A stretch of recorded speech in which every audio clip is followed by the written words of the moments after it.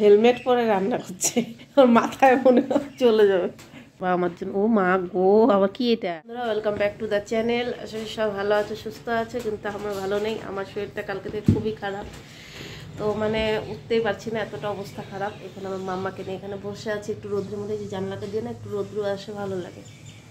আর ঘুম থেকে উঠে ছেলে ঘর ঝাড়ু দিয়েছে, আমি পাচ্ছি না, ও কালকেও করে দিয়েছে একটু সে একটু, তো আজকে করছে। আবার দুজনের জন্য বললাম ভাত বানিয়ে দিই, ওটা খাবে না, দুজনের জন্য ম্যাগি বানাচ্ছে, ছেলেই বানাচ্ছে, তো দু ভাই বোন মিলে খাবে।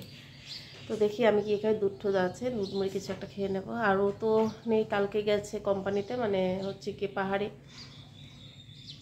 এখানে যেমন বলে উপরে আর কি, ওই তো এখানে গেছে।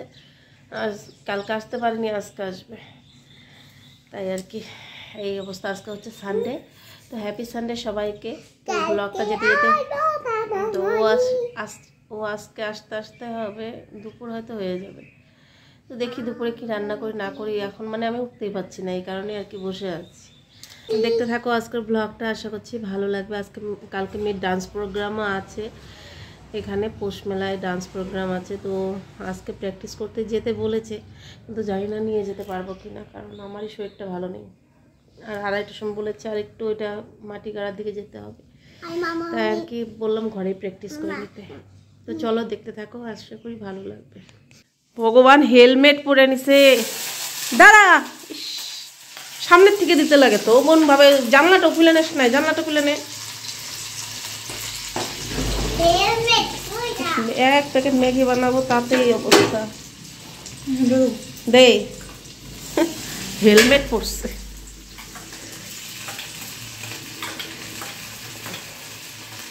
আমার রান্নাঘর কিন্তু পুরো ক্লিন চাই। হ্যাঁ হ্যাঁ, ভাত বানিয়ে দেই, ভাত চলবে না। কালকে চাউমিন বানিয়ে দিয়েছিলাম, টমেটো সস কিন্তু একটুখানি দিবি। পরে রান্না করছে, চলে গেল, হেলমেট পরে রান্না করছে, ওর মাথায় মনে হয় চলে যাবে। হেলমেট পরে রান্না, হাসতেও পারছি না আমি। ও ছেলে ম্যাগি বানিয়েছিস, ভালোই বানিয়েছিস। হ্যাঁ দেখ মুখা দে, সুন্দর বানিয়ে, এক মুখা দে, সুন্দর বানিয়েছে ম্যাগি। তো এটাই যে বুনুকে দিয়েছ, ওর নে মা। আবার বলছে মাম্মা তোমাকে দিব নাকি মুড়ি দিয়ে, বলো। যাও খেয়ে নাও, বেজে গেছে 10টা, এখন কি করবো, আমি উঠতেই পারছি না। ও চলে আসবে, রান্নাবাড়ি তো কিছু করতে হবে, কি রান্না করবো ভাবছি। বাবা আমার জন্য, ও মা গো, আবার কি এটা? কফি। বাবা এখানে রাখ, এখানে রাখ, কফি ম্যাগি এখানে আয়। আমার ভিডিওতেই আসতে চায় না। তো দেখো কফি দিয়েছে আবার বানিয়ে, যে ম্যাগি মুড়ি দিয়েছে, আর এই যে বিস্কিট দিয়েছে দুটো, তো দিয়েছে, ওটা খেয়ে নেই। তবুও তো ভালো কিছু দিয়েছে বানিয়ে, নয়তো নিজেরই করতে হতো না। তো ওই একটু পরে উঠতেই হবে, যে এরকম করে হোক কিছু তো করতেই হবে। ও চলে আসবে, বিছনাটা উঠায়নি ওই ঘরের, ওটাও ঠিক করবো। তো চলো খেয়ে নিই। কফিটা দারুণ হয়েছে রে বাবা, সেই টেস্টি হয়েছে, কফিটা দারুণ হয়েছে, ভালোই লাগলো খেয়ে কফিটা। আমার মেয়েও কাজ করছে, এই যে কি সুন্দর করে কাপড় ভাঁজ করে করে গুছিয়ে রাখছে ওর কাপড়গুলোকে। আমার আর কিসের চিন্তা, সবাই কাজ করছে। ছেলে কয়েকটা ছাড়া কাপড় আছে, ওগুলো ধুয়ে দিচ্ছে। দেখি কি রান্না করি, ও আস্তে আস্তে দুপুরে আসবে। কি যে রান্না করবো, লঙ্কাও নেই, কাঁচা লঙ্কা আনতে পাঠাতে হবে। আসছিল সবজিওয়ালা, দেখতে দেখতে চলে গেল। চলো, আজকে পাপা মাম্মা অনেক কাজ করেছে। পাপা কাপড় টাপড় কেচে মেলে দিয়ে আসলো, কয়েকটাই ছিল, যেটাই হোক করেছে তো, বাচ্চা মানুষ। আর মাম্মাও আমাকে অনেক হেল্প করলো।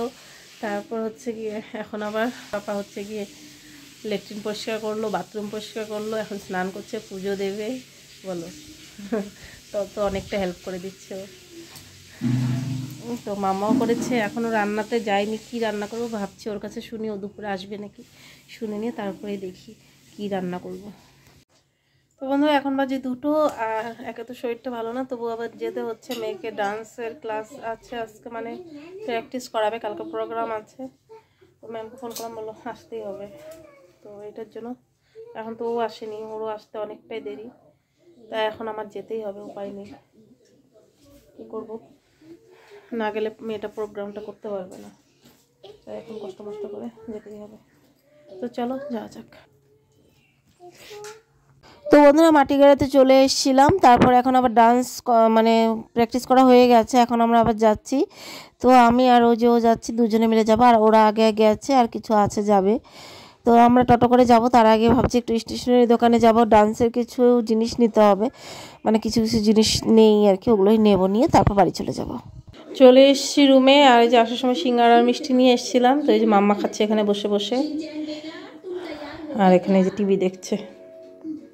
তো এখনও আসেইনি, কখন যে আসবে, বললো আছি সামনে, এখনো আসেইনি। তো ওর কথা বলতে বলতে ও চলে এসছে। একটা দিন বাড়িতে ছিল না, মনে হয় যেন কতটা খালি খালি লাগছিল, কেমন যেন লাগছিল। তো এই যে মাত্রই সন্ধ্যার দিকে, আজকে সানডেটা এমনি গেল চলে। তো এই যে এখন আর কি করা যাবে, অফিসের কাজ তো করতেই হবে। চলে আসলে এখন ফ্রেশ হয়ে নেই, তারপর একটু আবার বাজারও যেতে হবে। চলে এলাম সবজি বাজারে, আর হচ্ছে গিয়ে ও আমাকে বারবার না করছিল যে যেতে হবে না, তবুও আসলাম, কারণ নইলে কি হবে, যেগুলো সবজি আছে ওগুলো নিয়ে চলে আসবে। তো বারবার ও আমার উপর রাগ হচ্ছিল যে তোমার যেতে হবে না বলছি, তবুও যাচ্ছ। তো থাক, একটুখানি হাঁটাহাঁটি করে ভালোই লাগছিল, তো সবজিগুলো নিয়ে নিই।